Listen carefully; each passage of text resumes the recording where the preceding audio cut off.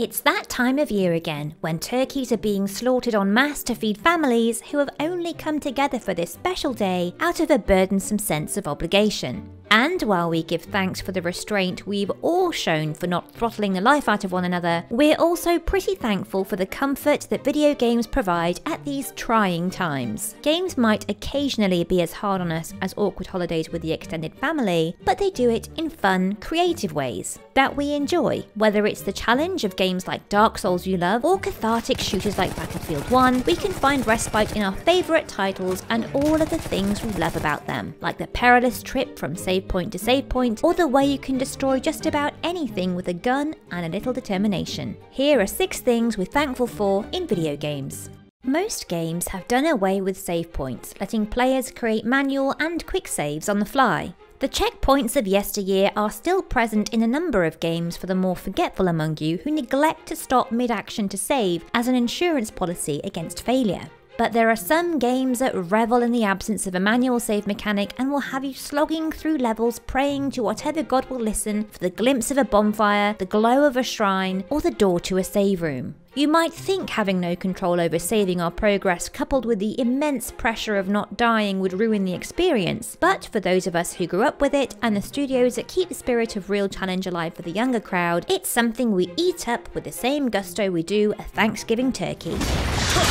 They say it's the little things that count, and in this instance they count for a lot. You can always tell when a boss fight is on the horizon, and often it's the sudden increase in useful items that tips us off. After hours of creeping around, luring targets away from the safety of the pack to pick them off one by one, or going into stealth mode just to save on bullets, we're suddenly presented with buckets of the bloody things. Although relief is short-lived, we all know that in about 10 minutes we'll be on the squishy end of a beating, the good news is that now we know what's coming. And sweet relief, we actually have a full inventory again. We might be crawling around in a puddle of our own blood shortly, but for the few brief moments that our pockets are bulging like a poorly put together table centerpiece, we're on top of the world.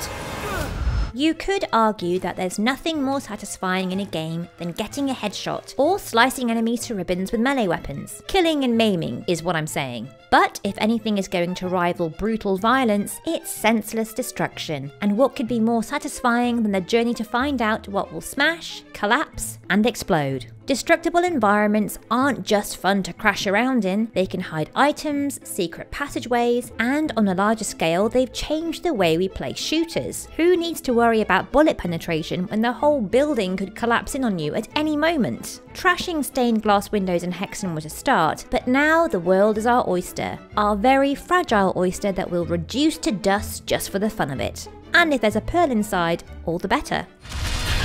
We got RPGs on the rooftops. Love them or hate them, you should be thankful for bosses. Gatekeepers of content, you won't get far into that $60 game if you can't beat them, but you'll use that resentment to hone your skills. Bosses are a necessary evil, unless you live for those encounters. They make you put what you've learned so far to use. Entire levels are practice runs for that moment. There are games that are nothing but boss fights. Cuphead began life as a boss rush, Titan Souls is nothing but bosses and was frequently compared to Shadow of the Colossus, which is another one for the list. They're not just a gimmick thrown in to drive you to the edge of your sanity and block your progress, you need them to prove your mettle. They might seem like a pain in the butt, but you'll be better for it afterwards. Kind of like quality family time on Thanksgiving.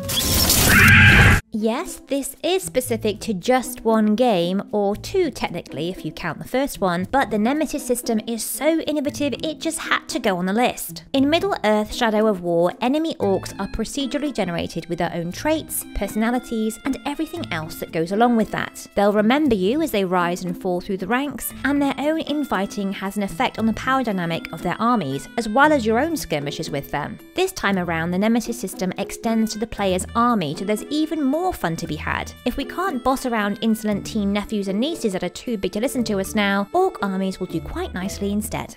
You, the Ranger.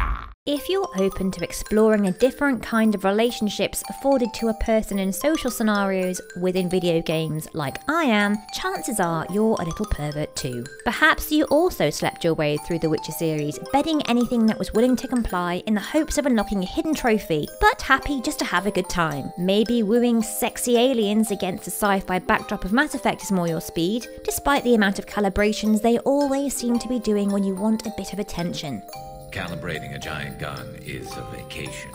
Romance in games can be awkward, cringe-inducing affairs, or tongue-in-cheek frolics away from the meat of the main story. You can collect spouses like stamps, or find your one true love, buy them a house, and start making babies. While marriage can sometimes be hard work, it usually comes with a few sweet perks to make it worthwhile. And if you get sick of it, you can uphold the holiday tradition and make things horribly uncomfortable by getting a divorce, or you can skip all of that and jump straight to full-blown murder. I'm also thankful for Warhammers.